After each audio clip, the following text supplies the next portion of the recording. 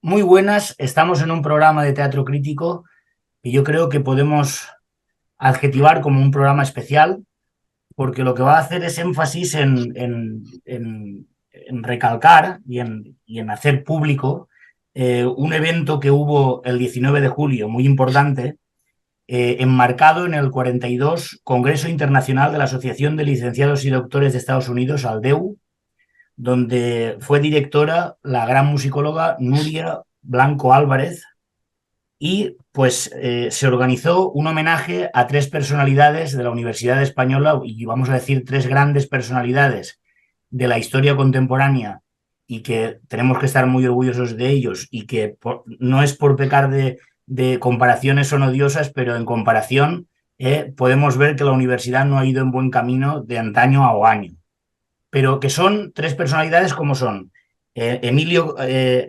Alarcos, eh, eh, Emilio Casares y Gustavo Bueno. Estas tres personalidades, entonces, se organizó una mesa redonda moderada por el director de Codalario que tenemos aquí con nosotros, y que damos la bienvenida a Aurelio Martínez Seco. Bienvenido, Aurelio. Muchas gracias, Vicente. Y Muchas por gracias otra por parte, en invitarme. esa mesa redonda también estuvo pues Gustavo Bueno Sánchez, que todos ustedes conocen muy bien. Muy buenas, Gustavo. ¿Qué tal, Vicente? Y también estuvo Ramón Sobrino, catedrático de musicología, en fin. Y también estaba previsto, si no entendí mal, que estuviera Miguel Alarcos, el hijo de Emilio Alarcos, pero al final no pudo estar, y en su nombre leyó un texto la catedrática de musicología María Encina Cortizo, si no tengo mala información. Sí, Entonces fue un acto muy, muy entrañable y yo creo que muy importante. Y entonces hoy, el programa de hoy, vamos a intentar pues hablar un poco de este acto, y sobre todo hablar de estas tres personalidades. Contamos también con el secretario de la Fundación Gustavo Bueno, el gran filósofo don Tomás García López, que además tiene la importancia del asunto, porque cuando estudió, él fue alumno de Gustavo Bueno, y cuando estudió con Gustavo Bueno, si no recuerdo mal, y si él me corregirá, también fue alumno de Emilio Alarcos. Sí, Y sí, entonces, pues correcto. vamos a que nos hable un poco de su experiencia con ellos dos. De todos es sabido de sobra pues su relación vital con Gustavo Bueno, pero también con Emilio Alarcos. Él recibió clases y aprendió mucho de él, y puede contarnos alguna anécdota. Y sin más, pues primero vamos a darle la palabra, pues por ejemplo, a Gustavo Bueno Sánchez, pues para que nos cuente un poco su experiencia en ese tan entrañable y tan importante acto de homenaje a estos tres grandes prohombres de nuestra España. A ver, se trata de glosar un acto del que no se conserva registro, con lo cual podemos glosar lo que nos dé la gana. Es decir, no hay pruebas materiales, ¿eh? Hay alguna grabación más o menos privada y de poca calidad. Pero yo creo que aquí lo verdaderamente interesante es constatar la propia naturaleza del acto, como bien dijiste. Es decir, es una asociación de profesores y doctores españoles que están en Estados Unidos, que hace ya pues 40 años, todos los años se reúnen en un sitio diferente, y este año por primera vez, me parece, se reunieron en Oviedo, y la organización de esa reunión la llevaron a cabo pues personas del entorno de la música, y particularmente pues también de Codalario y del departamento de música, etcétera, etcétera. Y entonces me parece que eso Aurelio lo explicará mejor. Fueron 3 días de actividades, y creo que fue Aurelio el que tuvo la ocasión pues para presentar a esta reunión de profesores españoles que muchos llevan décadas en Estados Unidos, pero que mantienen viva esa reunión a través de esa asociación, pues de presentarles pues 3 momentos de la Universidad de Oviedo. El, y Aurelio a mí me invitó a participar, y no pude decirle que no. Como yo dije en aquella intervención, yo no he querido asistir a ningún homenaje que se hiciera a Bueno y de hecho no he asistido, pero esta era una situación pues peculiar porque no, en realidad no era un homenaje a Bueno, sino también a Emilio Larcos y a Emilio Casares que está vivito y coleando y gozando de excelente salud, es decir, los otros dos, ya que es otra generación, y de la misma manera pues que Tomás fue alumno de Alarcos, yo también tuve ocasión de ser alumno de Emilio Casares, además cuando todavía no había penetrado del todo en el terreno de la musicología, y cuando era profesor de Historia del Arte y cuando estaba terminando su tesis doctoral sobre los pintores prerrafaelitas, etcétera. Yo, pues no sé, el segundo año así que dio clase en la facultad, pues por cuestiones de edad me tocó.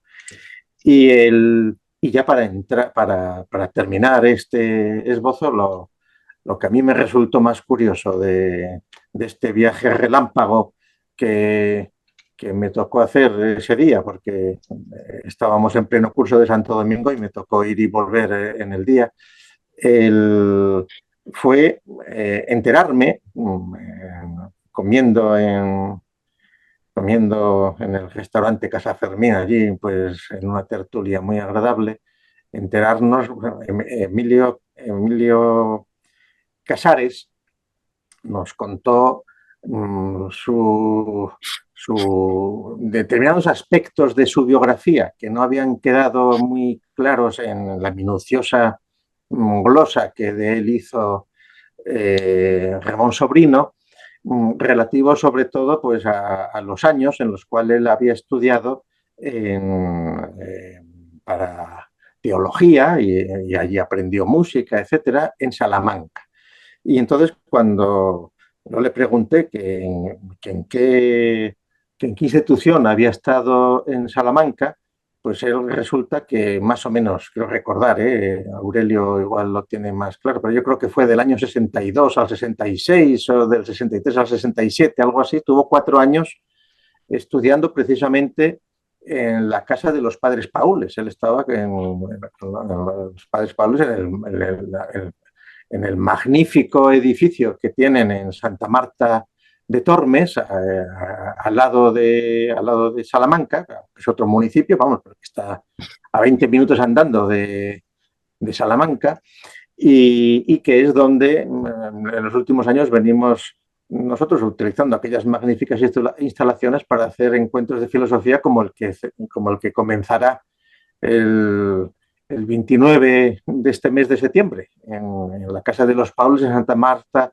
Y Emilio Casares no había vuelto a saber de aquel edificio y cómo se mantenía aquella institución, pero claro, fíjate qué curioso que él estuvo allí pues hace pues casi 60 años. Hace 60 años fue cuando él ya estuvo allí de estudiante. Entonces esa es cuando volvamos a la Casa de los Pueblos de Salamanca, pues recordaremos que allí tuvo 4 años estudiando Emilio Casares y que allí pues se formó también en artes musicales, que luego cuando 4 meses antes de terminar los estudios reglados, teológicos, etcétera, con los Paules, pues se salió y estuvo trabajando unos meses en la limpieza, en Ensidesa, en Avilés, etcétera, hasta que luego ya terminó de convalidar los estudios de música en el Conservatorio de Madrid y entró como profesor de arte y luego enseguida pues comenzó su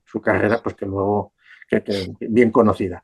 Pero vamos, esto es lo que se me ocurre decir como mi perspectiva de aquella reunión, que fue de lo más simpático, y que el verdadero motor, pues particularmente, pues fue Aurelio. Aurelio es el responsable de que estemos aquí. Nada más. Muy bien, pues le daríamos la palabra ahora a Aurelio y claro, la cuestión es que nos cuente un poco sobre el acto, pero también un poco más allá del acto, a lo mejor, ¿no? Hay una anécdota, bueno, por conectar un poco en este caso, a Casares y a Gustavo Bueno, hay una anécdota que recoge Codalario muy bien, sobre algo que parece ser que contó en ese acto Casares. Y la quiero leer textualmente porque yo creo que tiene su importancia, ¿eh? Tiene su importancia. Dice Casares que un día, dice, palabras de Casares recogidas por Codalario. Un día me encontró por la universidad, Gustavo Bueno, y se dirigió a mí con los siguientes términos, con la seriedad que le caracterizaba. Casares, ¿pero qué hace usted aquí? Él le contestó, soy profesor, le respondió, y se marchó. Entonces, otro día se volvieron a encontrar y cuando se vieron, se acercó Gustavo Bueno a Casares y le dijo, Casares, no olvide nunca que usted y yo somos los profesores más importantes de la universidad. Yo por la filosofía y usted porque, como decía Beethoven, enseña la más alta filosofía. Y además suena. Eso de y además suena es muy importante para la filosofía de la música que estamos nosotros haciendo, ¿no? Desarrollando a partir del enorme tesoro que nos dejó Gustavo Bueno. Eso de además suena, porque si no sonara, desde luego que no sería música. Entonces, a mí me gustaría que, vamos a ver, Casares, pues de alguna manera representa pues una tradición musicológica que vamos a decir que puede arrancar tal vez con Pedrell, y pues puede estar ahí Higinio Anglés, López Calo, Adolfo Salazar, don José Climent, con el cual yo estudié y me unía una relación muy especial, y además tenía buena amistad con Casares. Y ahí hay una tradición, yo creo que es una disciplina, la musicología, una disciplina muy indefinida, porque el logos de la música, excuso decir, ahí entran tantas cosas que no puede haber unidad posible, pero tal vez de la musicología de antaño a la de ahora, tengo que decir, y a ver si puedes, enlazando el acto y todo, pues puedes decir alguna cosa alrededor, que hemos ido atrás, como los cangrejos, porque la musicología antes estaba en manos de gente que sabía solfear, sabía coger una partitura y sabía discriminar lo que leía y podía cantarla y podía tocarla y podía saber musicalmente si tenía valor.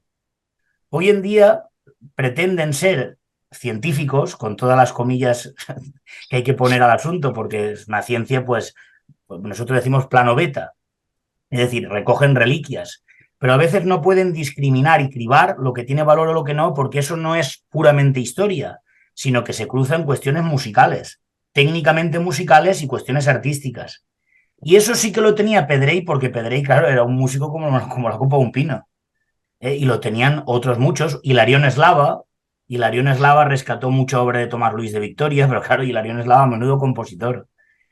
Entonces, claro, yo creo que ahí, pues Emilio Casares pues representa aquello y es muy importante porque Oviedo fue pionera en eso también porque, si no me equivoco, es donde empezó los estudios reglados de musicología y yo creo que es muy importante hacer hincapié en la importancia de estos tres grandes personajes y sobre todo la importancia del acto y además, si acaso, pues hiciste una charla sobre el arte divino, si no me equivoco, allí. El arte divino en relación a la filosofía de la música de Gustavo Bueno. Bueno, pues te doy la palabra para que a partir de todos esos materiales conformes lo que creas oportuno. Adelante y bienvenido, Aurelio. Gracias, Vicente. Bueno, no sé qué me da hablar antes de Tomás García López. Eso es un pecado que no sé si me puedo permitir, porque Tomás García López es uno de los más importantes filósofos del presente y hablar antes de él, no lo sé. ¿Qué dices, Vicente? ¿Digo algo o esperamos? No, no. Yo creo que no le importa a Tomás, ¿verdad? No, A no, Tomás lo había al dejado como contrario, coda para yo que sea estoy. una coda brugneriana. Ah, bueno. Bueno, pues entonces, con permiso de Tomás García López, contextualizar quizás un poco más concretamente el evento, ¿no? La directora del Congreso fue Nuria Blanco Álvarez, la musicóloga y crítico musical Nuria Blanco Álvarez, y ella tuvo la feliz idea de poner un rótulo que es un homenaje a tres pilares de la Universidad Española, tres pilares. A mí me parece que fue una cosa muy importante este rótulo, porque, y eso muy a pesar, a veces me parece, tengo la sensación, en este caso, de alguno de los protagonistas del propio Bueno, porque a veces yo tengo la sensación, yo creo que más bien es una certeza de que la institución universitaria no siempre trató como se merecía a Gustavo Bueno, ¿eh? y que sin embargo, bueno, y quizás sigue sin hacerlo, sigue sin hacerlo. Esto, bueno, no nos debe extrañar, a mí me parece que no nos debe extrañar porque esto es lo que sucede con los grandes genios, con los grandes talentos de la historia. Gustavo Bueno es uno de los más importantes filósofos que han existido y cuando sucede eso, pues a su alrededor lo que se produce pues es una hecatombe, se produce un terremoto, una revolución y bueno, pues muchas veces las instituciones y las personas pues no saben estar a la altura, ¿no? Pero independientemente de eso, es indudable que Bueno, Gustavo Bueno, Emil Arcos y el propio Emilio Casares fueron tres, en el caso de Emilio, también fueron, aunque Emilio Casares sigue trabajando, pero ya fuera de la universidad, él está jubilado, tres personas importantísimas para la universidad, ¿no? Si acaso el evento obtuvo una mayor relevancia, a pesar de que no está grabado, es por la presencia también de Gustavo Bueno Sánchez, que eso fue una cosa importantísima, importantísima, porque yo lo dije en su presentación, no se trata aquí tampoco de andar dorando la píldora de manera gratuita, sino decir la verdad simplemente, ¿no? La Escuela de Filosofía de Oviedo, la Fundación Gustavo Bueno y el propio Gustavo Bueno Sánchez, a mí me parece que son las personas más influyentes del presente, así, así directamente, ¿no? El trabajo que está haciendo, a mi juicio, en la Fundación Gustavo Bueno es importantísimo porque recuerdo la pregunta que le hicieron, no sé si en la última entrevista que concedió Gustavo Bueno a Nicole Holzenthal, creo que fue la última entrevista que concedió en vida, no estoy seguro. Yo la he visto recientemente y la última pregunta que le hace Nicole Holzenthal a Gustavo Bueno es ¿cuál es su legado? ¿No? ¿Cuál es su legado? Y bueno, le dice, pues el espíritu materialista, pero el espíritu, él habla de las líneas generales, no de los detalles, ¿no? Para que el espíritu del materialismo filosófico no se pierda. Y a mí me parece que el espíritu general del materialismo filosófico, después de Gustavo Bueno, es dificilísimo de mantener. Igual que cuando una gran personalidad desaparece, esa gran personalidad es la que soporta, ¿no? El espíritu general del sistema. A Bueno era imposible contestarle. La presencia de Bueno era absolutamente sustantiva, imponente, dejaba en evidencia a las supuestas personalidades que siempre coincidían con él en todos los sitios. Y con su desaparición, a mí me parece que Gustavo Bueno Sánchez está consiguiendo, cosa que es dificilísimo, mantener este espíritu general del sistema. Y entonces, pues la relevancia del evento del 19 de julio, a mí me parece que parte de la importancia, mucha de su importancia, es la presencia de Gustavo Bueno Sánchez, que además, yo le dije en aquel momento, él tuvo algo que a mí me parece que heredó de su padre. Yo tuve también el honor de conocer a su padre, de coincidir con él en varias ocasiones. Gustavo Bueno Martínez era un hombre que tenía una generosidad absolutamente infinita. Era una cosa muy difícil de explicar, muy difícil de explicar. Yo tengo muchas anécdotas en aquellos tiempos en los que yo era jovencito, incluso cometía la imprudencia de llamarlo a su propia casa, a Gustavo Bueno, para hacerle consultas sobre arte. ¿Eh? Menudas imprudencias, pero yo fui capaz de hacer ese tipo de cosas, ¿no? Y me cogía él el teléfono, ¿no? Y, y, me, y me atendía algo parecido a lo que sucede ahora con Tomás García López, ¿no? Y, y, y él contestaba con una tranquilidad, con una seriedad, con una paciencia, incluso soportando las estupideces que muchas veces uno que no sabía nada, pues decía, ¿no?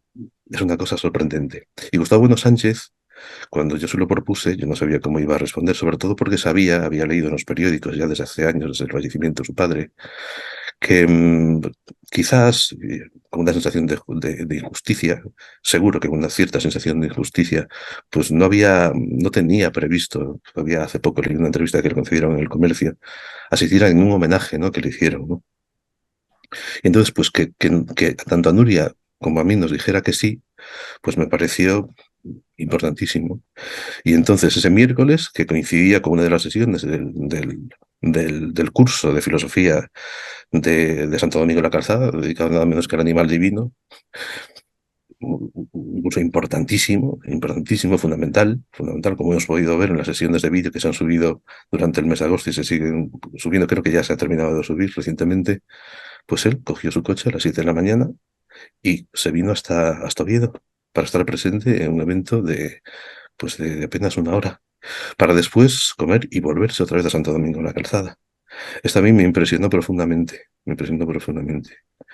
Y también me impresionó observar eh, en la, como una especie de reflejo de su discurso, pues, pues una cierta desazón por esta situación, ¿no? Porque la Universidad de Oviedo pues no siempre ha estado a la altura de las circunstancias con bueno, ¿eh?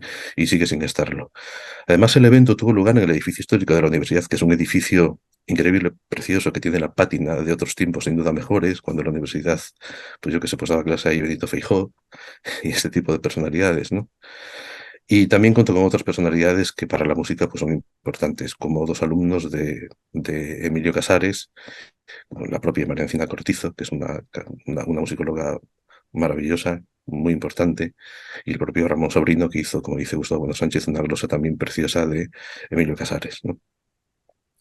Y bueno, este es un poco el evento. Creo que había otra perspectiva en lo que me habías comentado, Vicente, sí, yo tuve oportunidad de hablar sobre arte sustantivo, sobre arte divino. Yo creo que no tenemos que tener miedo de llamar arte divino, ¿eh? En absoluto, por muchos motivos, ¿no?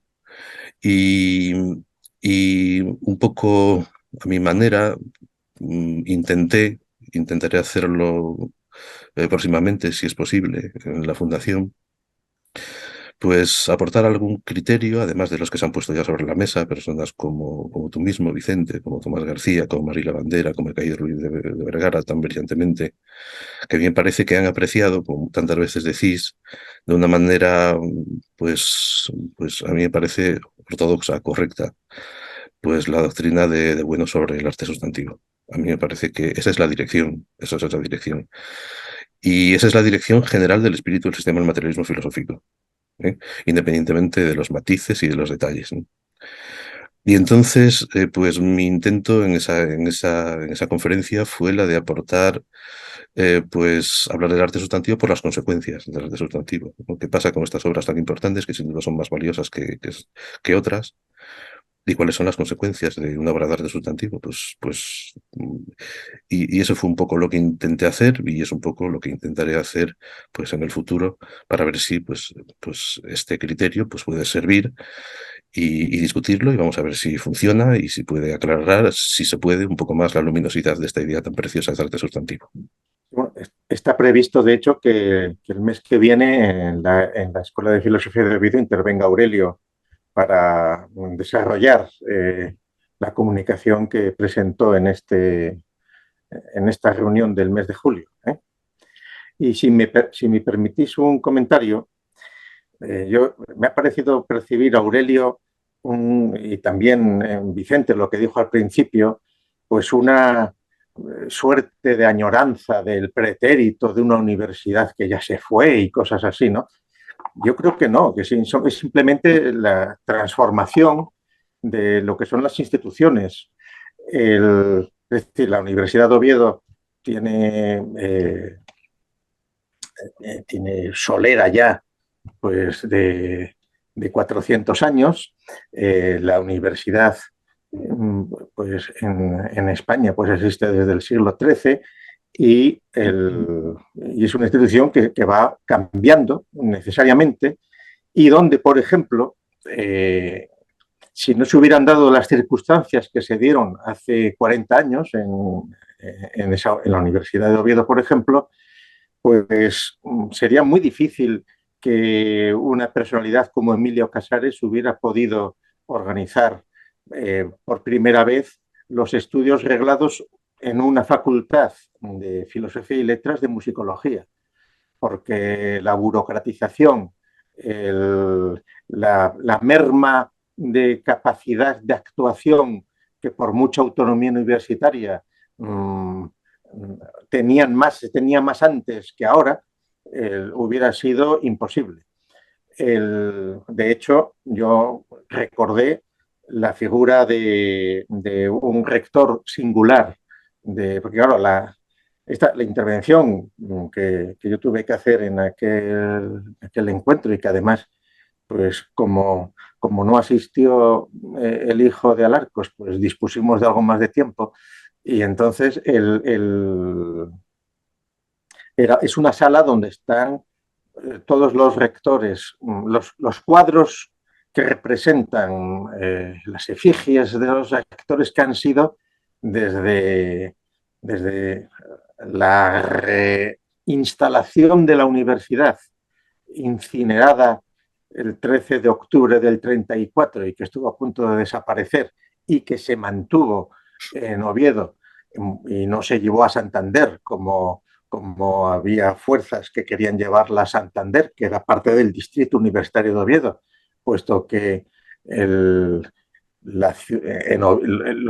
que habían hecho en Oviedo había sido quemar la universidad y destruirla en octubre del 34, y se mantuvo en Oviedo por distintas razones, y no fue poco importante que la esposa de Francisco Franco fuera de Oviedo y presionó para que se mantuviera la universidad en Oviedo. Entonces, en esa sala están los cuadros que representan a todos los rectores de la renovación de la universidad o de la reconstrucción del edificio histórico que quedó totalmente destruido y en una de cuyas salas hay.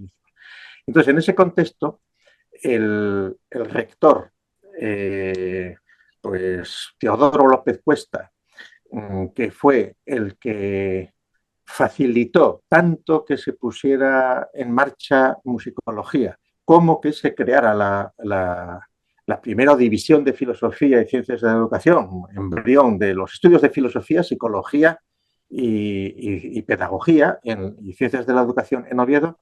Eso fue impulso de Teodoro López Cuesta en un momento en el cual todavía no se habían hecho los nuevos estatutos democráticos de la universidad y donde la capacidad de actuación de un rector de unas universidades que estaban centralizadas, que dependían del Ministerio de Educación y no de la autonomía, como sucede ahora, que ahora se da la circunstancia de que en muchas autonomías españolas el responsable de las universidades ni siquiera es profesor universitario, puede ser pues un licenciado en algo que por avatares de la política es el encargado de gestionar la enseñanza universitaria de esa comunidad autónoma. Mientras que en el sistema anterior de centralización, es decir, de dependencia de las 13 universidades que había, o 15,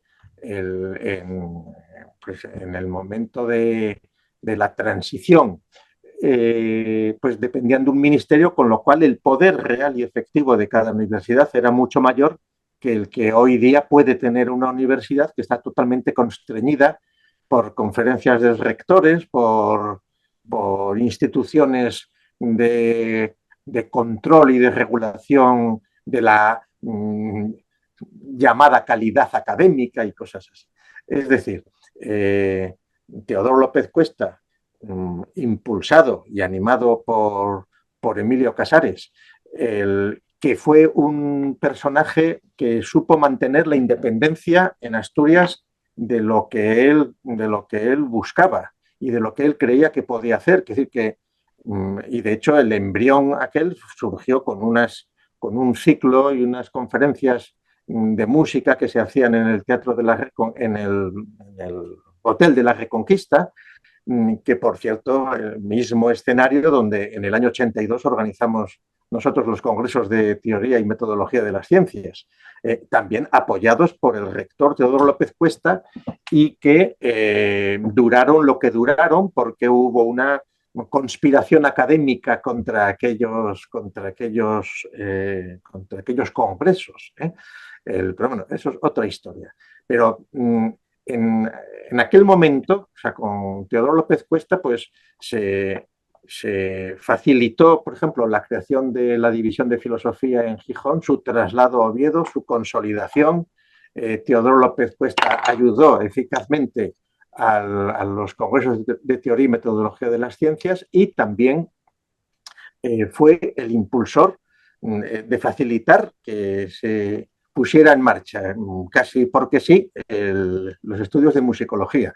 De hecho, en aquella reunión, pues Casares contó cómo en un momento determinado la Universidad Complutense, ¿no?, hacía poco rebautizada como Universidad Complutense, es decir, la Universidad de Madrid, cuando la Universidad de Madrid, que empezó a llamarse Complutense, pues que pretendía ser la universidad más importante de España, lo era numéricamente, pero quería pues ejercer un centralismo efectivamente notable, pues no podía tolerar que hubiera una especialidad de musicología en Oviedo y enseguida intentó pues absorber y ofrecerle una plaza en Madrid a Emilio Casares, como así fue. Y que por otra parte fue esencial para luego toda su tarea, pues en combinación con la Sociedad General de Autores, con el instituto que se organizó en la Complutense, etcétera, etcétera. Pero y entonces, por eso, yo creo que eso han sido momentos de consolidación institucional en algunas universidades que seguramente hoy día ya no podrían darse por los propios corsés, por las propias... Es decir, sí, desde entonces no es que no se han hecho cosas, se han creado universidades a montones, se han creado universidades a la medida pues de política movida por la autonomía porque había alguien que quería que fuera rector o que se quería hacer una universidad con estos intereses o con los otros. Pero en realidad el tiempo ha ido viendo lo que han dado de sí esas universidades y el crecimiento y el cambio absoluto que la institución universitaria está teniendo, pues claro, con la hemorragia de tesis doctorales, con todos los cánceres que sufre y que se conocen. Y por eso yo no creo que en absoluto haya que tener un sentimiento de que tiempos pasados fueron mejores ni peores, simplemente han cambiado. Dicho de otra manera, hoy día en España hay tantas universidades públicas y privadas, del orden de 80, 90, bueno, públicas son como 70 universidades y públicas y privadas un centenar de universidades. Pues son tantas universidades como institutos de bachillerato había a principios del siglo XX en España. Porque es que las universidades hoy se han convertido un poco en lo que eran hace 50 años los institutos de bachillerato cuando estaban en capitales de provincia y en unas pequeñas, en pocas ciudades.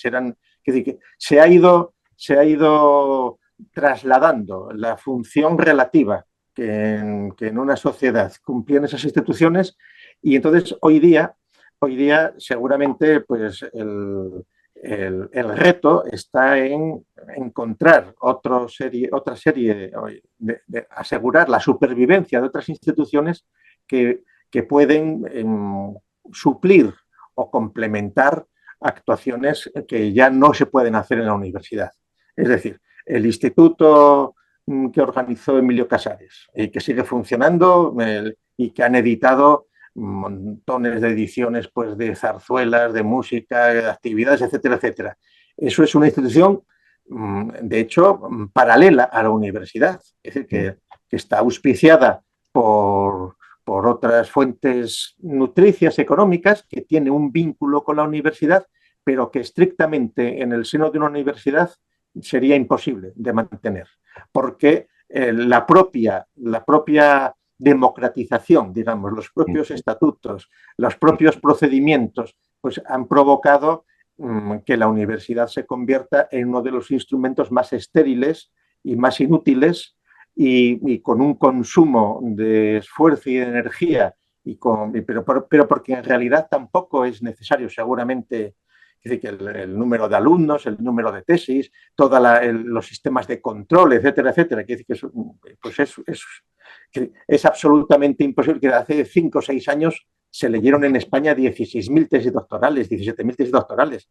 Claro, pues de todos es sabido pues, la cantidad de tesis fraudulentas o escritas por negros y ahora las escribirán ya pues, programas de inteligencia artificial, pero además no pasa nada. Es decir, es bien sabido pues, quién fue el negro de la tesis doctoral del presidente Sánchez, se ha denunciado por arriba y por abajo, pero da lo mismo, es decir, y así sucesivamente. Y entonces no, tampoco hay que idealizar la Universidad del Pretérito. Son situaciones distintas y y lo que hay que lograr es adaptarse a las posibilidades que hay en el presente para poder mantener actuaciones. Es decir, Aurelio ha mencionado la labor de la Fundación Gustavo Bueno, etc. Evidentemente, la posibilidad de pervivencia de un pensamiento crítico, independiente, etcétera, es absolutamente, tiene que estar al margen de la universidad, no puede estar sujeta a los mecanismos clientelares, a los mecanismos, a los entornos de las áreas de conocimiento, de los intereses, etc. Es decir, que eso es un mundo totalmente al margen, con todo el poder que tiene, con todo el poder que tiene de sometimiento, de entontecimiento, de marcar líneas, pero bueno, pero eso peor para la universidad, peor para la sociedad que así lo permite, etcétera, etcétera. Y entonces, bueno, esto es simplemente un comentario para romper ese tono un poco lastimero que me ha parecido ver tanto en Vicente como en Aurelio sobre el presente, ¿no? Yo creo que el presente es lo que manda, ¿no? Bueno, pues yo lo diría desde el presente, de otra manera. Lo voy a decir de otra manera, porque yo insisto en mi tesis, ¿eh? Lo voy a decir de otra manera. No se trata de añorar un pasado mejor, sino de desmitificar un presente muy desastroso, ¿eh? Porque hay mucho mito de que la universidad en el túnel oscuro era un desastre y que ahora estamos en el progreso y que ahora ha avanzado todo. Bueno, pues ese progreso, en el caso de profesores de universidad, ha ido, es una vergüenza la calidad de los profesores hoy en día, y yo he puesto de ejemplo la musicología. La musicología, cuando no estaba arreglada, tenía musicólogos que ahí están en los libros de oro de la historia de la música, y ahora está arreglada y no hay un solo musicólogo por ahí, o muy pocos, muy pocos, muy pocos. Entonces yo voy más para los tres pilares, lo que ha dicho Aurelio, tres pilares de la Universidad Española. Bueno, tres pilares es porque eran un filólogo, un filósofo y un musicólogo que pues hicieron una obra atrás de sí que, bueno, que habría que ver, pues si la hay, ojalá, yo me alegraré. Los profesores de la universidad actual, pues no sé yo si tienen esas obras tras de sí. De todas formas, totalmente conforme, Gustavo, hay que ver desde el presente. Y está claro que hoy la filosofía, la musicología y la música y todo, pues está pues eso, de espaldas a la universidad, está en otros sitios. Bueno, pero eso, Vicente, pero eso no es malo. Es decir, No, que va, lo que no, existe es una complacencia de muchos que están en la universidad de creer que es una institución, idealizar la institución como si fuera algo tremendo. De hecho, claro, vamos, yo biográficamente, yo he sido profesor de la universidad 41 años, ¿eh? Y he conocido, pues, por ejemplo, biográficamente, una persona un profesor brillante, pero que su vida se agotó en cuanto sacó la cátedra. Y cuando sacó la cátedra, que era una persona de origen rural que tenía en su imaginación la idea de que el catedrático era pues un ser que nunca existió o que solo existía en la literatura, pues, o en las zarzuelas o en las comedias del siglo XIX. Pero este personaje, que era de origen humilde, rural, en cuanto sacó la cátedra, él se creyó que era catedrático ya. Sí, vale, eres catedrático como funcionario, pero y ya se echó a dormir y él dijo, ya no tengo que adular a nadie, ya soy catedrático y tal. Bueno, eres pues un catedrático más dentro de 20.000 o de 30.000 catedráticos que habrá actualmente, o 5.000 o los que sean, ¿eh? Y entonces, si tú te sigues creyendo ese mito, pues peor para ti, peor para ti. Y en buena medida eso sucede por la imagen tan distorsionada que tiene la propia prensa y la propia propaganda del asunto. En los periódicos se lee continuamente tonterías tan grandes como la Universidad de Córdoba dice que, qué sé yo, que las aceitunas este año van a estar muy bien. No, eso no lo dice la universidad, lo dice un becario, un doctorando, un entrevistado que no es la universidad, pero os gusta siempre revestirse institucionalmente. Pero bueno, es una cosa que eso se sabe y entonces lo que hay que hacer es no creérselo simplemente. Es decir, que no, la universidad no dice nada, porque la universidad en realidad es una institución muy compleja de definir. Ahí casi lo que queda de la universidad, lo que más permanece de la universidad son los edificios y algunas costumbres que encima quieren quitar ahora porque ya no son, es decir, que no son políticamente correctas, pues como pues estas cosas que quieren ahora quitar de los ritos de entrada y de los ritos de paso y cosas así, ¿no? Pero yo creo que en realidad ahí están, cuando se da tanta importancia a la universidad en ese sentido, es porque nos estamos creyendo ese mito que nunca se ha dado. Y eso, bueno, lo repetía muchas veces en la historia de la filosofía. ¿Cuántos filósofos en 25 siglos de tradición filosófica han sido catedráticos de universidad o han sido profesores de la universidad? Pues eso es un asunto del siglo XIX, del siglo XIX y del siglo XX. ¿Y cuántos músicos han sido profesores de conservatorios? Cada cual se buscaba la vida y estaban en la catedral o estaban en su familia o dependiendo de un noble que les maltratara o les mimara más o menos, o una corte, etcétera, etcétera. Es decir, que ahí estamos siendo víctimas de la propaganda y de una descontextualización de las cosas. Pero bueno, bien, nada, era una cuestión menos. Bien. Bueno, pues vamos a plantearlo como dar importancia a estos tres profesores. Entonces, con Tomás García López vamos a centrarnos en su experiencia como alumno de Emilio Alarcos y de Gustavo Bueno y sobre todo qué posible interrelación puede haber entre estos dos grandes prohombres. Bueno, pues nada, muy bien. Yo me alegro de ser el último en intervenir porque todo lo que he escuchado me ha sido de una enorme utilidad. Y yo quiero empezar por hacer lo que yo llamo un elogio preambular a este planteamiento, que tiene como protagonistas pues a Aurelio y a su mujer Nuria, porque me parece que este homenaje con formato de tríada pues ofrece unas posibilidades enormes, es una fórmula muy afortunada, pero mucho. Y voy a intentar argumentarlo, claro, es decir, demostrarlo. Sencillamente, yo en el momento en el que fui invitado, y se lo agradezco a Vicente y a Aurelio, ¿no? Pues lo primero que pensé, claro, pues tres personajes y tres disciplinas. De alguna manera ya ha salido aquí a relucir qué tres disciplinas son estas: la filosofía, la lingüística y la música.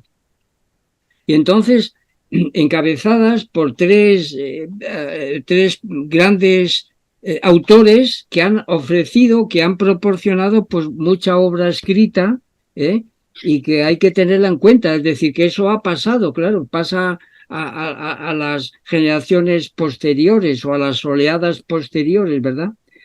Y yo entonces, pues dándole vueltas a este asunto, se me dijo hace un par de días, pues estuve dando vueltas y entonces, pues lo primero que uno piensa, pues es en un producto cartesiano, es decir, cruzar las tres disciplinas y los tres autores y salen 9 combinaciones importantes, de las cuales aquí ya se han ofrecido detalles muy importantes, ¿no? Es decir, de esas 9 posibilidades, pues una de ellas, 3 de ellas, mejor dicho, se refieren, claro, al coincidir don Gustavo y don Gustavo, don Emilio Alarcos y don Emilio Alarcos, y don Emilio Casares y don Emilio Casares. Eso nos remite a sus respectivas obras. Y entonces, pues aquí, tanto Gustavo Bueno Sánchez como Vicente, pues ya han hablado cosas que yo desconocía sobre don Emilio Casares, ¿no? A su vez, Gustavo nos ha enriquecido institucionalmente, hablando también pues de la figura de don Teodoro López Cuesta, ¿no? Y la importancia que tuvo ese personaje para que esto pudiera... De manera que, por un lado, pues tenemos la obra de Casares, la obra de Emilio Alarcos, que se me va a permitir que diga 2 cosas sobre ella, porque sobre la obra de don Gustavo, claro, ¿cómo vamos aquí a glosar toda la obra? Se me ocurre, he traído yo solamente algunas cosas, que sobre la obra de don Gustavo, pues la Fundación Gustavo Bueno, pues ya ha emprendido un camino que yo creo que no, que tiene que tener continuidad, y es de alguna manera pues monográfico sobre las obras estelares de don Gustavo. Ya hemos tenido un curso sobre los ensayos materialistas, otro sobre el animal divino, y yo propongo que esto continúe, vamos, que sea... Bueno, por tanto, don Emilio Alarcos pues tiene una obra considerable que como está escrita, pues ha pasado, y yo he tenido la suerte, algunos de estos libros, pues en ejercicio, cuando él todavía no los tenía totalmente completados, y nos daba sus clases de lingüística, pues de forma oral, claro. Bueno, algo voy a decir sobre cada uno de esos libros. Pero antes de entrar en la figura de don Emilio Alarcos, que también hay que extenderla a su mujer, doña Josefina, porque tiene un papel importante ella, que jugar ahí, como voy a decir muy, muy brevemente, ¿verdad? Pero, sin embargo, voy a empezar, por un lado tenemos las obras particulares de don Gustavo, de don Emilio Alarcos y de don Emilio Casares. Pero luego, si he dicho que hay 9 combinaciones, faltan 6, pues vamos a agotar alguna de ellas. Por ejemplo, la conexión, porque también me lo ha pedido Vicente, entre don Gustavo y don Emilio Alarcos, en lo que podíamos llamar el cruce entre dos disciplinas, la filosofía y la lingüística. Bueno, pues se me ha ocurrido, para no cansar demasiado a los que puedan estar escuchando esto, ¿verdad? Voy a poner 2 ejemplos, porque yo, como lo viví también, y se lo he oído decir muchas veces a don Gustavo, la admiración que él sentía hacia don Emilio Alarcos, y al revés, ¿verdad? Que se admiraban mutuamente, pero yo quiero sencillamente pues decir que en esta obra, en el ego trascendental, pues resulta que en el capítulo 3, en el punto 5, cuando don Gustavo habla del ego categorial, un capítulo del ego categorial es el ego gramatical. Y entonces, ¿a quién acude para hacer filosofía del ego trascendental? A don Emilio Alarcos. Esto, para aquellas personas que no han entrado muy, muy a fondo, pues nada, lo muestro claramente, ¿verdad? Es decir, el punto 5, ¿verdad? De este capítulo 3, el ego según la gramática estructural, Huxley y Alarcos. Y entonces, pues, en estas páginas, pues hay referencias y hay fragmentos, pues, a la obra de uno y otro, ¿no? A la gramática estructural de Alarcos, pues unas cuantas páginas, ¿no? Y esto por un lado, es decir, que ese cruce entre lingüística y filosofía, pues como don Gustavo, para hacer filosofía, partía de las disciplinas, pues una disciplina que tuvo en cuenta para un asunto tan arduo como el concepto de ego trascendental, pues lo toma de su compañero y amigo Emilio Alarcos. Otro ejemplo, y nada más, este es el segundo ejemplo. Cuestiones colivetales. Es una obra, y ahora entonces entramos en otra de las 9 casillas. Es decir, aquella que va de Alarcos a don Gustavo. Es decir, aquí es don Gustavo quien toma la lingüística de Alarcos. Y en el pequeño fragmento que voy a leer, lo que hace don Gustavo es tomar un consejo sabio de don Emilio Alarcos en relación al título. Y entonces, pues, leo rápidamente, ¿no? En la nota preliminar dice don Gustavo: por ello me he decidido a valerme de una fórmula que, aunque también es académica, escolástica, parece que está más cerca del género literario al que pertenecen estas conferencias reconstruidas. La quaestio colivetal, eso es, la quaestio colivetal, en latín. Y entonces, bueno, pues explica aquí lo que es eso. Es una institución que que suponían pues unas discusiones que se daban, se interrumpía el curso en las Navidades o en Pascua de Resurrección y, bueno, pues se explica exactamente esto. Pero entonces aquí entra don Emilio. Tan solo faltaba cambiar la ortografía latina por la española, puesto que el título no quería ser meramente ornamental, sino definitorio. Y debidamente asesorado por mi amigo y compañero de universidad, Emilio Alarcos, abandoné las QS y las AES para escribir simplemente, y no soy yo el primero en hacerlo así, cuestiones cuadriletales. De manera que, como vemos, el vínculo es francamente, vamos, estrecho, ¿verdad? Es decir, que esto por un lado. Por otro lado, vamos, por mi parte quería señalar eso, ¿verdad? Que esta manera de presentar el homenaje en forma de tríada, pues ofrece todas estas combinaciones posibles. En cuanto a la figura de Alarcos, de la que tenemos que decir algo aquí, sin duda alguna, ¿verdad? Yo como alumno de él. Pues de la misma manera que conservo los apuntes de don Gustavo que tomaba en clase, también conservo, por supuesto, los de don Emilio Alarcos. Son estas cosas que ahora mismo no tienen valor nada más que como reliquia, ¿no? ¿Y por qué? Porque yo admiraba a este profesor por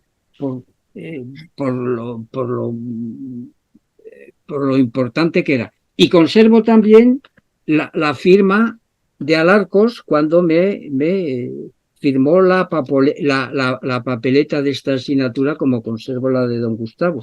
De manera que son, podríamos decir, profesores paralelos para mí, ¿verdad? Que se dieron en... Y entonces, pues, ¿qué tengo yo en esos apuntes? Pues entonces ahora abro a decir brevemente la importancia de Alarcos en la lingüística española y en la lingüística universal, ¿verdad? Y es que todo lo que yo le escuché a él, pues resulta que luego, en el año 94, pues él se tomó a bien el convertirlo en un libro negro sobre blanco, ¿verdad? Y en el año, del año 94, pues es esta gramática de la lengua española, donde sobre todo, pues claro, es una gramática donde empieza con la fonética, después con la fonología, bueno, es una obra, empieza pues con los sonidos, con los fonemas, después con las proposiciones, con los sustantivos, con los verbos, con los adjetivos. Bueno, quiero leer un pequeño fragmento porque aparte de ser él un verdadero maestro en este campo, y luego voy a mencionar aquí sus tres grandes maestros, bueno, que naturalmente son Huxley, Jacobson y Martinet. Esto es, pero miren qué tipo de ironías se gastaba don Emilio, ¿no? En esta obra, donde pues aparece lo que he dicho, ¿verdad? Todo lo que son los fonemas, las sílabas, el acento, la morfología, la sintaxis. Pues en el prólogo, don Emilio Alarcos dice, para terminar, por último, he de reconocer la intervención varia y asidua, y en algunos capítulos muy directa, de Josefina Martínez Álvarez, que es su mujer, su segunda esposa. Tengo yo que decir aquí que frente a esas formas completamente, yo diría, pues ridículas de ver esa decisión de don Emilio, particularmente dentro del grupo en el que yo me movía, considerábamos esta decisión de don Emilio como ejemplo pues de eso, de vigor, de vitalidad, y una decisión pues inteligente, ¿verdad? Vamos así, en una palabra. ¿Por qué? Porque se trataba de una alumna excepcional y además una mujer hermosa, pues que se puede decir, pues que tomó una decisión estupenda frente a las habladurías ridículas que había por ahí, y que quiero yo salir en contra de ellas, ¿verdad? Pues dice él en esta introducción, pues claro, cómo no, como su mujer también le ayudó a hacer este libro, pues lo hace reconocer. Pero dice, aquí está su sentido del humor, que tenía una ironía. Este es un detalle anecdótico que quiero yo resaltar de don Emilio Alarcos. Dice, con respecto a su mujer, dice, como es de casa y no es preciso andarse con remilgos gratulatorios anglosajones, lo digo solo para que conste donde pueda producir los efectos oportunos. Es decir que, bueno, todo estudiante de lingüística del presente pues tiene que tener en cuenta este libro, tiene que tenerlo en cuenta, y además voy a después añadir alguna cosa más respecto a esto. Bueno, pero otra obra monumental de él pues es su fonología española. Es una obra que de alguna manera es previa. En ella, precisamente lo que hace don Emilio Alarcos, pues es ofrecernos, dice él, eso, unos textos, vamos a ver si es aquí, sí, unos textos fundamentales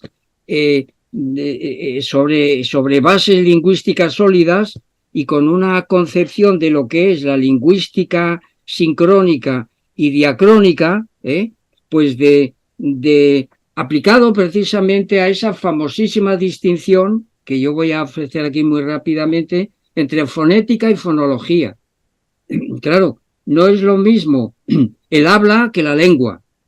No es lo mismo los fenómenos físicos, sonoros, ¿verdad?, que lo que son las normas y reglas que marcan, por así decirlo, la construcción de una lengua. Y entonces, pues, estas distinciones tan agudas y que, bueno, pues para mí fueron centrales, fueron fundamentales, ¿verdad?, pues están recogidas en otro libro que es absolutamente... Y luego ya, finalmente, de los libros que yo conservo de él, ¿verdad?, pues uno que aparece, pues este aparece en el 82, y va dedicado a la memoria de Huxley, y es Estudio de Gramática Funcional del Español.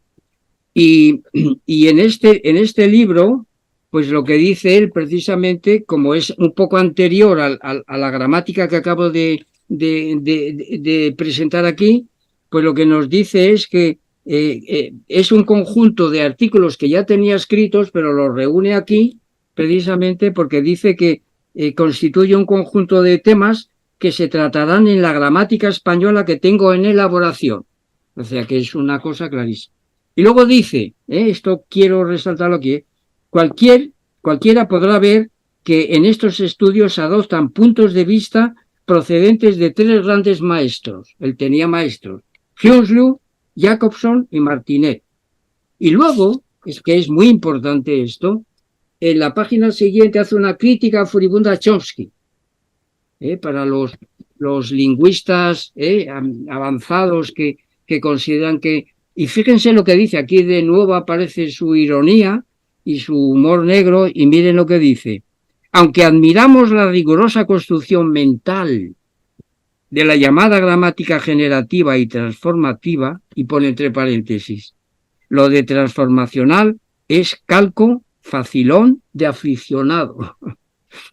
Se ha de decir con toda sinceridad que tales exposiciones son sólo útiles cuando se trata de cebar una máquina electrónica de traducir pero que no añade prácticamente nada nuevo a lo que ya sabíamos de esas tres grandes figuras, ¿no? Es decir, que como ven, la apreciación que él hace de Chomsky es más bien... Y luego dice, el hecho de que él utilice la estructura matemática, eso dice, tampoco añade nada, dice, dice él. Pero vamos a ver, también pensamos que la presentación matemática de los hechos lingüísticos no aporta un mayor rigor a nuestra ciencia. Es decir, que efectivamente esa metodología alfa pues no es determinante porque la lengua se mueve en unos parámetros beta operatorios. Y en el fondo eso es lo que está diciendo don Emilio Alarcos, ¿verdad?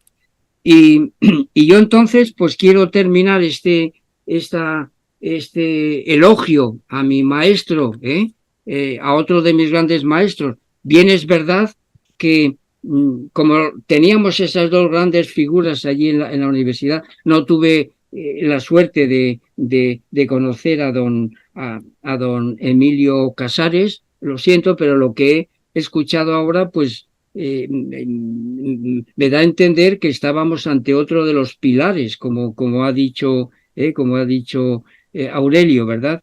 Pues desde esta perspectiva que yo he presentado aquí, estas tres grandes obras, podríamos decir, de don Emilio Alarcos, podríamos decir precisamente que yo no sé si lo hablaría con don Gustavo, pero a mí se me ocurre lo siguiente, ¿verdad? Que precisamente como hay una parte fonética en su gramática del español, pues entonces esto lo coordino yo con el primer género de materialidad, los sonidos. El estudio que él hace, pues es un estudio naturalmente primogenérico, porque hay oscilógrafos, él conocía perfectamente todas esas técnicas, que son pues métodos para medir, para calibrar los sonidos, ¿verdad? Y eso, pues, ¿qué tiene que ver? Pues con las vocales, las consonantes, los apuntes que tengo yo aquí, vamos, eso, la clasificación de las vocales, de las consonantes, después las sílabas, cómo se articulan, todo esto, ¿verdad? Y eso es de carácter primogenérico porque estamos en el mundo de los sonidos. Pero la fonología, en tanto en cuanto son normas y reglas, pues eso pertenece al tercer género de materialidad. Y entonces, pues, don Emilio Alarcos tenía claramente esa distinción. Sabía perfectamente que no es lo mismo la fonética que la fonología. Eso es lo que contienen sus libros, esas distinciones tan agudas, ¿verdad? Y que pues yo las quiero destacar aquí. Entonces, ¿dónde está el segundo género de materialidad? Pues en este libro de la gramática funcional. Es decir, una cosa es que nosotros tengamos un aparato fonador, otra cosa es que la lengua tenga normas y tenga pues reglas que además pues diacrónicamente han ido cambiando y por tanto hay una evolución de esas normas y ese es el tercer género de materialidad. Naturalmente para hablar el habla y la lengua pues no es necesario conocer todas esas reglas, pero bueno, la cuestión es que en la práctica lingüística, que es lo que se da en el segundo género de materialidad, pues pueden cruzarse naturalmente el primero y el tercero, ¿no? Por tanto, estamos ante una figura, yo no sé si lo habrá hablado con don Gustavo, pero si uno lee atentamente sus obras, ¿verdad? Pues da la impresión de que algunas de esas nociones, pues él pudo tenerlas en cuenta y se las habría escuchado a don Gustavo como es lógico, claro, eso es así de manera que esta es mi primera apreciación de esta figura inolvidable y que tiene su continuidad precisamente a través de su propia segunda esposa, ¿verdad? Y bueno, pues eso, también hacer un pequeño homenaje a doña Josefina, que por cierto, pues yo después fui alumno de él alumno de él y de ella, porque ella, en la época en la que yo estudié en la universidad, pues se encargaba de las clases prácticas de fonética y de fonología, ¿eh? Y entonces pues era una mujer brillante y además pues muy guapa, hermosa, y pues yo quiero también destacarlo aquí, ¿verdad? Que luego don Emilio contrajera matrimonio con ella, pues es una bendición para los dos. Los dos quiere decir que hicieron una elección pues estupenda, vamos. Yo no tengo nada que contra esas ridículas. Y después con doña Josefina pues coincidí en varias ocasiones en los tribunales de la selectividad. Sobre todo a mí me tocaba, me mandaban siempre a la zona oriental, a Navia, y allí coincidía con ella. Entonces pues recordaba estos momentos, ¿verdad? Bueno, y entonces, si se me permite o si hay tiempo, pues sí que me gustaría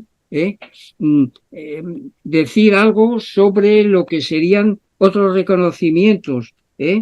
Dos, por ejemplo, voy a poner dos pero que muy sencillos. El poeta asturiano Gamoneda, fíjense lo que dice de don Emilio Alarcos. Dice, no solo fue generoso, transformó mi vida. Alarcos, o sea que esto lo dice para establecer la conexión entre lengua y literatura. Y otro ejemplo que tengo yo, pues me lo ha proporcionado mi propia esposa, Carmen Fernández Armesto, que cuando estuvimos en Barcelona, pues ella hizo un curso de logopedia en el Hospital San Pablo de Barcelona. Y entonces los profesores, entre los cuales destacaba el doctor Perelló, de enorme prestigio, pues tenían los trabajos de Emilio Alarcos en cuanto a la fonética y a la fonología. Es decir, que Carmen se tuvo que hacer con estos manuales, con estos libros, precisamente para dar cuenta en una universidad, en este caso catalana, pero que incorporaron la obra de don Emilio Alarcos, ¿verdad? Y ahora, si se me permite, podríamos decir que tanto don Emilio Alarcos, tengo yo aquí un pequeño, a ver si no lo he perdido, eso es, sí señor. Tanto don Emilio Alarcos como doña Josefina, se podía decir de ellos también, pues un aspecto que tiene más que ver con la lingüística mundana, más que con la lingüística académica. La tesis doctoral de doña Josefina pues fue estudiar los bables. Entonces ella conocía todas esas variantes de lo que es un castellano romance pues que ha detenido en una zona y que no avanzó la diacronía no avanzó como otras variantes, ¿no? Como otras lenguas. Y entonces, pues, ¿qué es lo que pasó? Que tanto don Emilio como ella tuvieron problemas gordos, esto es lingüística mundana, pues con la Academia de la Lingua. Así de claro, esto es así. Por ejemplo, en el año 87, tuvo don Emilio Alarcos un problema gordo porque se negó a figurar como director de una tesis en Bable. Y sin embargo, él era miembro de una institución a la que también pertenecía don Gustavo, que era Amigos de los Bables.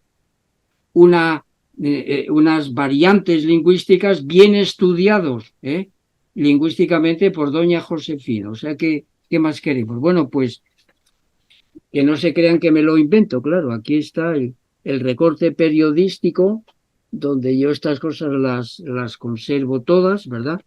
Pues Alarcos se niega a figurar como, bueno, este asunto, ¿verdad? Alarcos se niega a figurar como director de una tesis doctoral escrita en asturiano, dice, claro, no, es que no hay asturiano, eso es, bueno, tengo muchísimos recortes de don Gustavo, los he enseñado tantas veces que hoy me he querido, era considerado como escéptico, don Emilio Alarcos, vitalista, estudioso de la regenta, para el que Oviedo no es Vetusta, pero sí una ciudad con distinción especial. Bueno, esto, don Emilio Alarcos aparecía en la prensa tanto como, bueno, no tanto, pero también aparecía muchas veces en la prensa asturiana y en la prensa nacional. Tengo todos los recortes aquí. Bueno, pues a doña Josefina, que seguía por estos pasos, pues también tuvo sus problemas, y precisamente aquí voy a mostrar yo la imagen de un compañero mío, que es José Luis García Arias. Fíjense, la Academia de la Lingua considera persona non grata a Josefina Martínez por el asunto del bable. Es decir, que esa Academia de la Lengua pues consideraba que había un bable unificado, que es totalmente artificial, y no unos bables, una pluralidad de bables que son de carácter nacional, esto de carácter familiar, o si queremos, pues provincial, en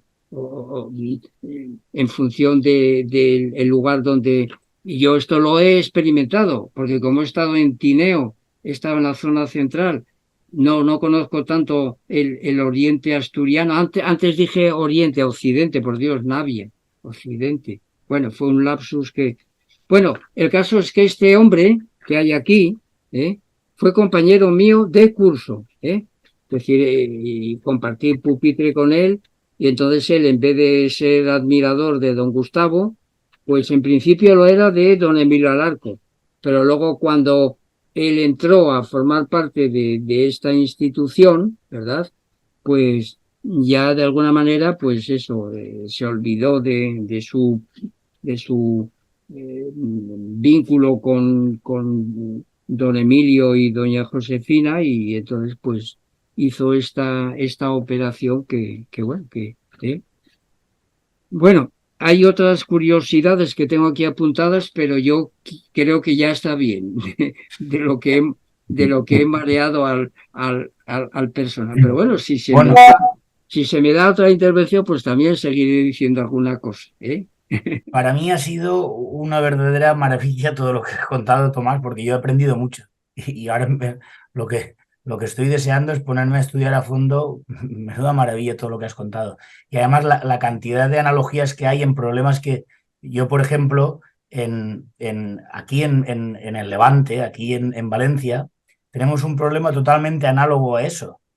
Es decir, hay una Academia Valenciana de la Lengua también, que está basada todo en la normativa del IEC, del Institut d'Estudis Catalans, donde han unificado el valenciano y el catalán, siendo que esa unificación no es posible, porque esas lenguas son lenguas que no han cruzado de naciones étnicas a naciones políticas, no han cruzado eso, no han sido nunca imperiales.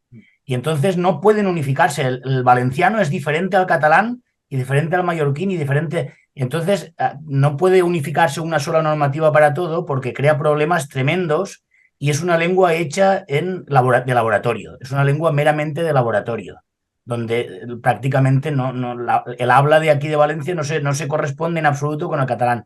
Y esa unificación tiene como única pretensión ir contra España. Es la única pretensión, porque no se da por vía histórica, no se ha dado jamás. Y entonces esto tiene mucha analogía. Y todo lo demás que has contado me parece una maravilla. Entonces, una última ronda, yo creo que sería, pues para que yo voy a poner encima de la mesa alguna cuestión y después vosotros, yo creo que es una conversación muy importante. Y entonces, pues ya que esta relación en esta tríada entre Alarcos y Gustavo Bueno, pues vamos a insistir un poquito en la de Casares y en la de Bueno, pero sobre todo en que Gustavo Bueno y yo, pues habrá quien dirá peca de vanidoso porque él está trabajando sobre eso, pero en fin, es que me obliga la cosa. Gustavo Bueno dejó una filosofía del arte y sobre todo una filosofía de la música, los cimientos para hacer una cosa que estamos trabajando algunos en ello, y como tengo aquí a un musicólogo de primera como es Aurelio Martínez Seco y una persona muy importante para la musicología y para la música de nuestra querida España, pues me gustaría que nos apuntara alguna cosa en esta relación entre Gustavo Bueno y la música y todo lo que la Fundación Gustavo Bueno y la escuela está haciendo al respecto, y que esperamos que sus aportaciones enriquezcan todo esto y vaya, por utilizar un término musical, increciendo. Así que te doy la palabra, Aurelio. Bueno, yo pienso que la filosofía de la música de Gustavo Bueno, todo lo que estáis haciendo, es una cosa milagrosa y fundamental e importantísima por varios motivos. En principio, en los estudios de musicología, la filosofía de la música está vista desde un punto de vista histórico, meramente histórico. Pues yo que sé, hay algunos autores pues típicos, ¿no? Y entonces pues se dice pues lo que dice Schopenhauer, se dice lo que dijo Nietzsche, y esto ha sido siempre un poco la filosofía de la música, por lo menos lo que yo estudié en la Facultad de Musicología, y yo creo que debe seguir siendo así, salvo raras excepciones.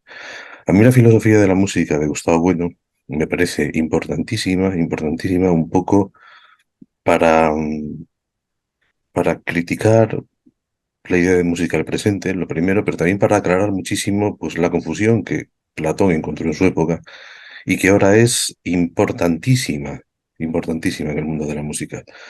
Hasta, por poner varios ejemplos, pues yo no sé. Yo creo que la filosofía de la música, la musicología está esperando, por ejemplo, algo tan sencillo. Emilio Casares, que hizo, y yo creo que hay que decirlo, el diccionario de la música española e hispanoamericana, que Gustavo, no sé si recuerdas que le costó utilizar el término hispanoamericana, que algunos que votan por el de latinoamericana. Bueno, él mantuvo Diccionario de la Música Española e Hispanoamericana, ¿no? Un poco con el apoyo de la SGAE de Di Bautista, que dotó de muchísimos recursos para poder hacer esta ingente obra, ¿no? Y claro, y Emilio Casares, quizás por uno de los aspectos que más se caracteriza es por haber recuperado muchísimas partituras de zarzuela, ¿no? La zarzuela y Emilio Casares yo creo que son dos conceptos conjugados, si se quiere. Quiero decir que son dos palabras que van siempre unidas, ¿no? Siempre está defendiendo los miles de zarzuelas que hay y ha creado incluso una escuela. Quizás Ramón Sobrín y María Encina Cortizo son dos de sus alumnos más destacados, han recuperado muchísimas partituras de zarzuela, pero claro, es que no sabemos todavía si la zarzuela es ópera o lo que es, por ejemplo. Claro, hay unas aportaciones de Raúl Angulo, precisamente desde la Escuela de Filosofía de Oviedo, pero a mí me parece que queda muchísimo por descubrir aquí y por aclarar, ¿no? Y no solo eso, en los estudios de musicología ahora mismo se está produciendo un fenómeno curioso, ¿no? Que es el mismo fenómeno que se produce en el presente en el mundo de la música. Y es que la música del presente, la música de hoy, la música que hoy se considera música, es, vamos a decirlo, un concepto oscuro que es el pop. El pop. Y entonces la mayoría yo creo que la mayoría de las tesis, la mayoría de los estudios de los nuevos musicólogos, pues se han dejado de fijar en, voy a decir, la gran música, en la música sustantiva que ha hecho, por ejemplo, pues yo qué sé, Beethoven o Mozart o Chopin, solo por considerarla de otro tiempo, pasada, un anacronismo, algo antiguo, que poco interesante solo por ser antiguo, ¿no? Y hay una especie también de historicismo fundamentalista que yo creo que también se ha instaurado dentro de la musicología, ¿no? Y esto tiene muchísimas consecuencias a nivel interpretativo. Pues yo qué sé, por poner varios ejemplos que Vicente conocerá perfectamente. Pues los grupos de interpretación que se llaman interpretación historicista, estos grupos que hacen música, pues yo que sé, del siglo XVII y XVIII, pues no utilizan, no utilizan el vibrato, por ejemplo. Cuando sabemos por el Tratado de Leopoldo Mozart que el vibrato era una cosa absolutamente normal, incluso exagerada en su época y antes, ¿no? Y parece ser que la música está absolutamente enquistada y solo se puede hacer de una determinada forma. Quiere decir que la filosofía de Gustavo Bueno podría de alguna forma destruir todos estos prejuicios absurdos de carácter histórico, muchos mitos, el propio mito de la música clásica. Si la idea de música clásica no la entendemos como en el mito de la cultura de Bueno, en el sentido de que es tanto música clásica, una canción rock, como una obra de Mozart, solo porque vuelve cada cierto tiempo y es importante cada cierto tiempo, pues la idea de música clásica, pues no, pues es un mito también, porque nadie sabe lo que es música clásica, ¿no? Y para la gente la música clásica hoy es un tipo de música igual que el pop, el rock, el jazz, y esos son los tipos de música que hay. Entonces ahí se ecualiza, pues yo qué sé, pues la música de Bruckner con una canción de Shakira. Y entonces, en el presente el problema es que hay ciertas ideas potentísimas, importantísimas, la idea de cultura, la idea de democracia, y no solo ideas, sino también, por ejemplo, teatros, que ecualizan cosas que son diferentes y tienen valores diferentes, ¿no? Pues no sé, hace poco tiempo, la mayoría de los teatros en los que se hacen óperas de Verdi, pues yo que sé, el Teatro Real, incluso el Teatro La Zarzuela, ahora es muy normal ver a cantantes pop, rock, hacer canciones con música amplificada, ¿no? Ecualizando técnicas que son diferentes. Es decir, en el festival del Escorial este verano, pues coincidieron no menos que Janet, cuya voz no se oiría si no es por la amplificación, con un recital de Sondra Radvanovsky, que hacía pues música de Puccini, lo que fuera, ¿no? Que no necesita amplificación. Y entonces ahí tenemos un ejemplo de cómo un teatro ecualiza cosas que son diferentes, porque la gente piensa que simplemente son dos tipos de música y que tienen el mismo respeto las dos y el mismo valor. Es así de sencillo. Y esto independientemente de que a lo mejor Janet pudiera estar haciendo, como tantas veces lo dijo Gustavo Bueno, una cancioncita folclórica, como puede ser, yo que sé, una canción preciosa de José Luis Perales, que puede ser arte sustantivo. Igual que una obra un área de una ópera de Puccini, ¿no? Lo que pasa es que aquí la idea de arte sustantivo también habría que, no sé qué piensas, Vicente y Tomás, quizás habría que discriminar, ¿no? Porque no es lo mismo, desde luego, una obra de sustantivo folclórica hecha por un señor de un pueblo en el siglo XVIII y una cancioncita, ¿eh? Que una sinfonía de Bruckner, claro. Siendo los dos de alguna manera arte sustantivo, ¿no? Todo esto yo creo que está por discutir y por hacer. Y entonces, el problema de la musicología hoy, a mí me parece que es el número, quiero decir, el número vulgariza las cosas, ¿no? Que hay muchísimas cosas, muchas veces, muchísimos estudiantes, y también es una cuestión ideológica del presente, de esta confusión. Y pues de considerar que la música de Mozart, solo por ser antigua, pues es menos interesante, ¿no? Cuando es más desarrollada, pues que la música que se hace hoy por personas que están vivas, pero que hacen canciones bobas, por ejemplo. Canciones ágrafas en el sentido de que no escriben la música, sino que escriben solo la letra, por ejemplo. Quiere decir que es la misma música que hacían, voy a exagerar, los neandertales, por decirlo de alguna manera, con todas las diferencias que se quieran poner sobre la mesa, ¿no? Y con todos los respetos a los neandertales que hacían este tipo de canciones, porque un neandertal puede hacer una canción preciosa, a lo mejor sin palabras, ¿no? Pero una canción preciosa. Entonces, pues todos estos problemas a mí me parece que están generando una confusión que genera realidades difícilmente digeribles por alguien como, por ejemplo, Vicente y yo, por lo menos para mí es difícilmente digerible. El otro día leía en un periódico, La Nueva España, que Ana Torroja va a cobrar 80.000 euros por ofrecer un concierto en los próximos días aquí en Oviedo, que 80.000 euros es lo que cuesta pues un festival importantísimo de, vamos a decir, música clásica, aunque no sepamos muy bien exactamente lo que queremos decir, pero para entendernos sin entendernos, ¿no? De, entonces, es una cantidad increíble y me recuerda esto a la anécdota de Bueno, que decía pues aquel alcalde, ¿no? Que se había gastado una millonada en una orquesta y entonces le decía, hombre, es que es cultura. Bueno, pues como es cultura, pues ya está. Pues uno puede hacer lo que quiera, ¿no? Pues 80.000 euros, nada menos. Oír cantar a esta chica, ¿no? Que claro, que no es solo oírla cantar, que hay una trama totalmente adjetiva que rodea su arte, por decirlo de alguna manera. Porque sin las luces, sin que cuesta muchísimo dinero, sin la amplificación enorme, sin el andamiaje que soporta todo eso, sin los bailarines, pues eso no tendría importancia y nadie la oiría. Nadie la oiría, porque supongo que simplemente no llegaría, claro. Y entonces, pues me parece que la filosofía de Bueno aquí es importantísima, que esta idea de sustantivo también es importantísima para aclarar, para destruir mitos, destruir ideas, e intentar que toda esta confusión del presente, por lo menos que la gente pueda enterarse, aunque si Bueno no consiguió, pues que el mito de la cultura se transformase y desapareciese, pues no lo vamos a conseguir nosotros, ¿no? La sociedad es lo que es y las transformaciones que se producen, pues como ha dicho tantas veces Bueno y lo que Gustavo Bueno Sánchez, pues se producen por cuestiones que exceden las posibilidades incluso de un titán de la filosofía como Gustavo Bueno. Lo que nosotros podemos hacer a través de esa herramienta tan potente como es el materialismo filosófico es intentar, por lo menos, que algunas personas pues se percaten, de lograr quizás criterios de distinción para que la gente pues vea pues dónde está el arte sustantivo, qué obras tienen más valor que otras, y aclarar un poco este mundo confuso en el que estamos, me parece. Y para terminar, a mí me gustaría citar un libro hablando que encontré a última hora. Un libro que a mí me parece precioso y que se titula Tomás García lo conocerá. Y Gustavo Bueno Sánchez seguro también, homenaje al profesor Gustavo Bueno, que creo que es de 1990. y que tiene artículos, nada menos que de Juan López Arranz, que era el rector de la universidad entonces, entiendo.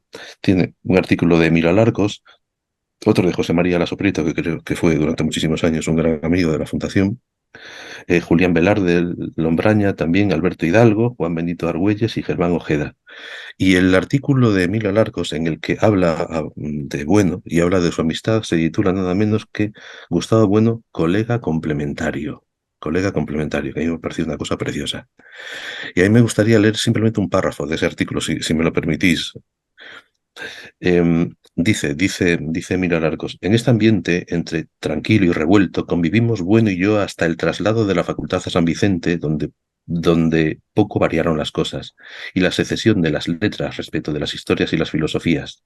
Y allí se reforzó nuestra amistad, dice. Algunos se extrañan, pues me ven escéptico y renuente, poco aficionado al ejercicio de la palabra oral, reacio al proselitismo, indiferente a la circunstancia y se creen en suma, como se dice en los últimos tiempos, que paso de todo.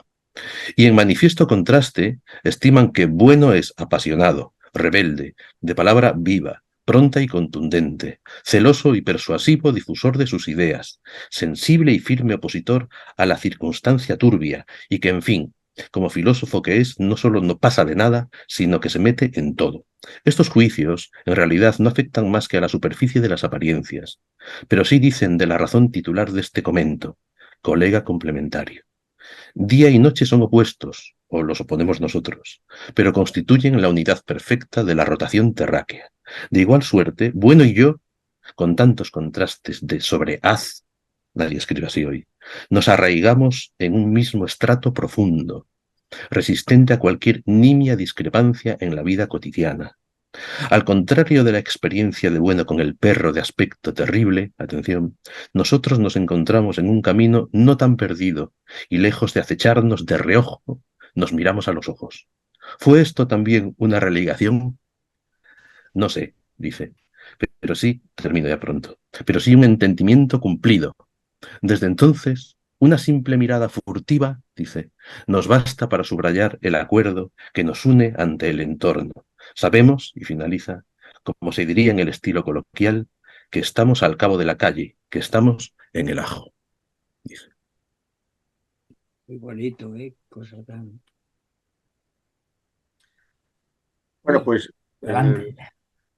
a mí, quiero decir, como hay que ir terminando, porque si no, esto no hay que hacerlo. Yo al veros a vosotros tres juntos, no puedo por menos que enlazando con lo que hablábamos antes de las instituciones y las instituciones privadas y cosas así, recordar o contar una anécdota de hace 4 años ya, en la que os afecta a vosotros tres. Yo en el mes de marzo o abril del año 19 estaba en León, Guanajuato, y estábamos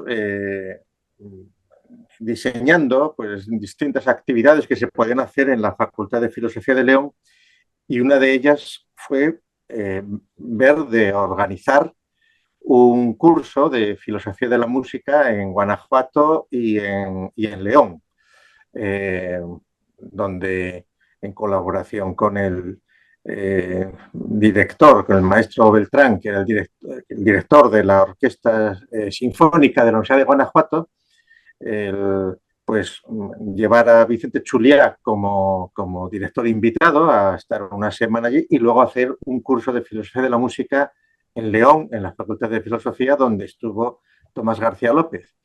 Entonces, estábamos allí organizando aquello y habíamos asistido al concierto inaugural de una institución privada, de la Orquesta Renacimiento, que depende de la Orquesta Trinitate Filarmonía, que depende pues, de una empresa que fabrica en Texas, allí en León, y que tienen un teatro privado magnífico. Y estábamos comiendo, pues, los responsables de aquella institución, de la Universidad de Guanajuato, de la Facultad de Filosofía de León, del Instituto Oviedo, etcétera. Y Roberto Beltrán dijo, hombre, pues para este proyecto lo que sería importantísimo es encontrar que la revista más importante de música en el ámbito del español se hiciera eco de lo que estamos pensando. Y entonces otro preguntó, ¿pero ¿y a qué te refieres? No, me refiero a Codalario. Habría que ponerse en contacto con Codalario. Y entonces yo en aquella comida, éramos como 15, les dije yo, ¿pero y qué queréis hacer con Codalario? Hombre, pues que den noticia de esto y tal. Y no sería mejor pues intentar que vinieran a cubrirlo directamente. Les dije yo, hombre, sí, pero eso sería imposible y tal, porque tal. Y entonces enseguida surgió uno de aquellos empresarios y dijo, pues si se puede yo me hago cargo del viaje. Y otro dije, yo me hago cargo de los hoteles.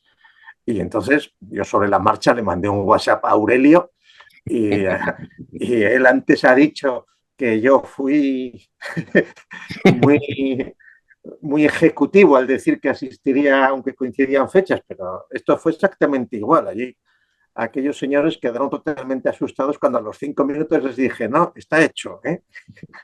Aurelio y Codalario están dispuestos a venir si les invitáis. Y así fue. Es decir, que y entonces se produjo aquella semana en Guanajuato, el fin de semana. Hubo unos ensayos que se pueden ver en vídeo en la orquesta, en la Academia de Artes Renacimiento, Trinitate, Filarmonía, como se llame, que donde estuvo Vicente de profesor invitado y que es unas clases interesantísimas, y luego fue lo de León. Pero ahí figura clave fue Aurelio, que estuvo en México también allí, también con su mujer, y que aquello pues fue una cuestión que fue inducido por los que estaban promoviendo aquello. Es decir, seguramente si yo les hubiera dicho a ellos, hombre, estaría bien...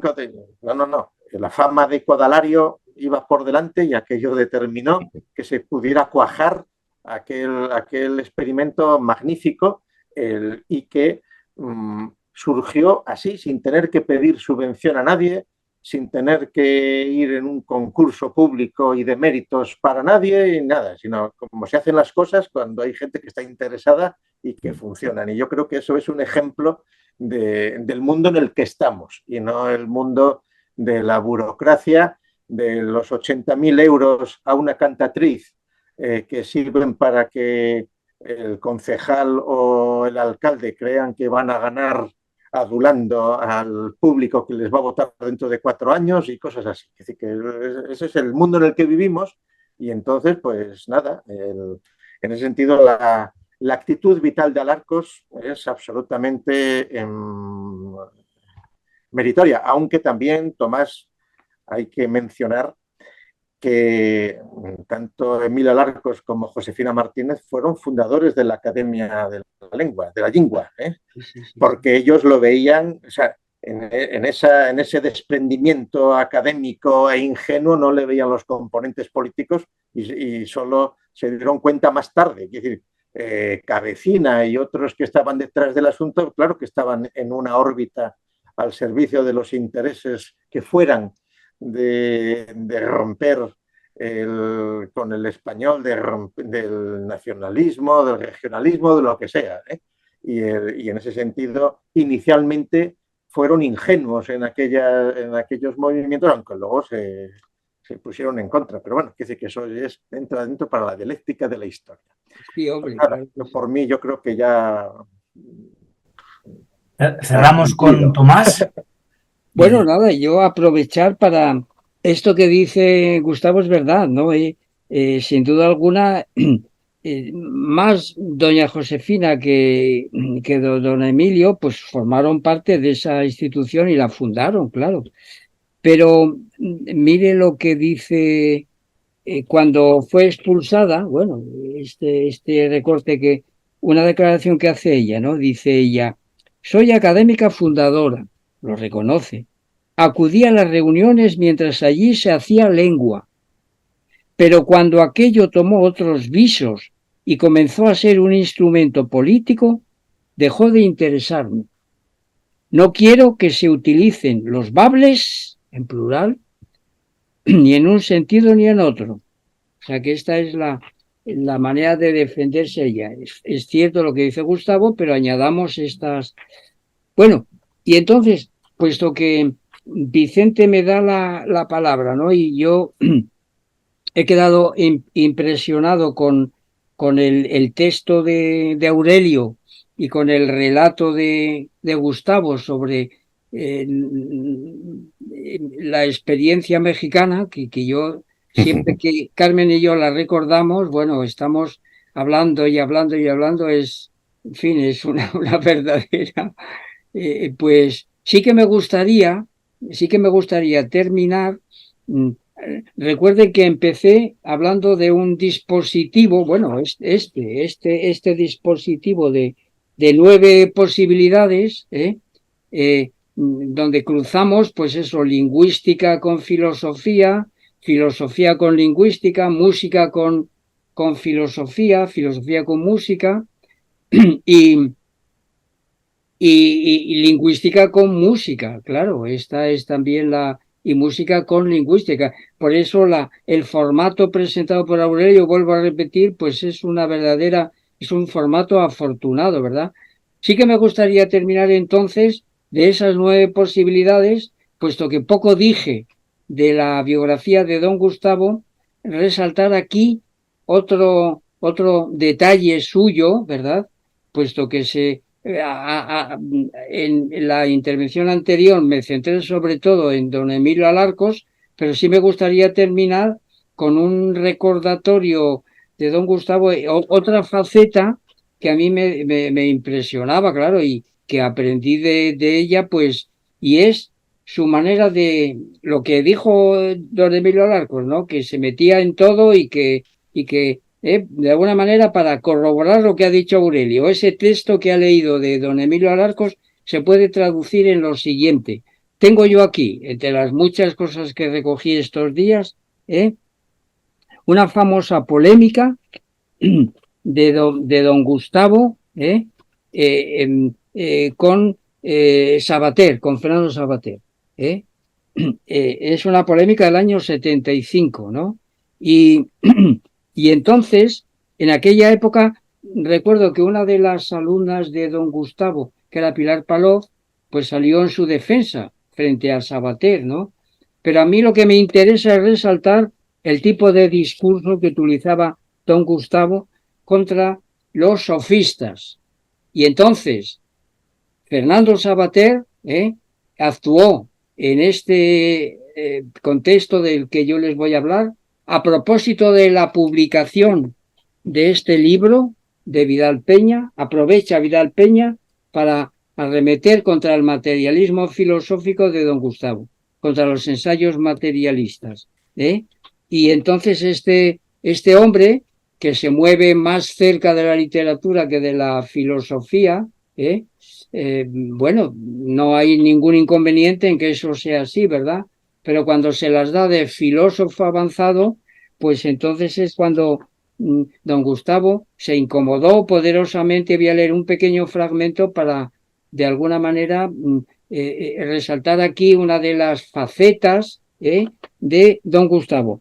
Sale el libro, y entonces Savater pues hace un escrito, porque él tenía vía libre aquí en lo que era el triunfo de aquel entonces, del año 75. Entonces, Espinosa en Oviedo. Y entonces, bueno, pues más o menos viene a hablar de que esto que se hace aquí, aunque dice cosas buenas sobre Vidal Peña, pero aprovecha para arremeter contra don Gustavo de manera algo así como si fuera don Gustavo algo así como pre-hegeliano, y él es pues ya superado a Hegel incluso, ¿verdad? Y entonces don Gustavo le contesta, porque dice, en realidad, aprovechando que el río Bernesga pasa por Valladolid, pues ataca a don Gustavo, y entonces pues le Pisuerga, contesta, Tomás. El Pisuerga.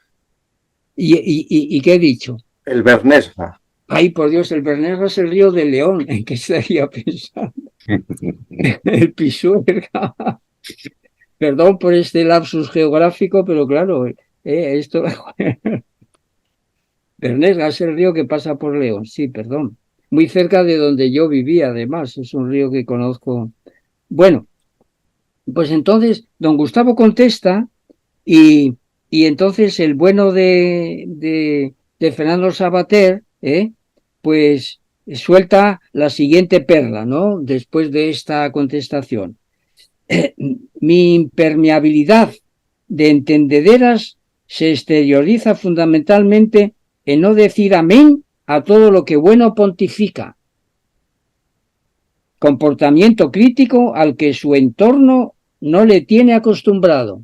Aquí estoy yo para hacer una crítica contundente al libro de Vidal y a decir pues que están, que son prehegelianos, que bueno, que... Pero no le hagas tanto caso a un mercenario como este hombre, es decir, que ahí estaba al servicio de quienes le untaban entonces. Lo sé. Y que yo creo que es que, Tomás, la verdad, da pereza volver a repetir esas gilipolleces de esta gente, ¿no? Pero quiero ahora terminar con lo que le dice don Gustavo, que vale para nuestro presente. Vale para nuestro presente. Totalmente, pero si es que no ha cambiado nada. Es decir, estamos viviendo en el régimen que ya mantuvo aquel escribiente. Sí, por esto. No ha cambiado las cosas. Fíjense lo que le dice de manera despectiva. La dureza de mollera de bueno se debe, en cambio, a que le oprime excesivamente las meninges su boina de provinciano, cercano que lleva a cabo una obra inmensa, contra la que todos conspiran. Bueno, esta idea. Entonces don Gustavo se despacha a gusto y le dice, por ejemplo, Savater en solitario, y entonces podemos aquí hablar de muchos otros que incluso dentro de o con cierta proximidad al materialismo filosófico incurren en las mismas apreciaciones de Fernando Savater. Por esto lo quiero leer, porque están diciendo exactamente lo mismo que decía Fernando Savater en el año 75. Fíjense, Savater en solitario pretende despachar el materialismo filosófico de dos plumazos.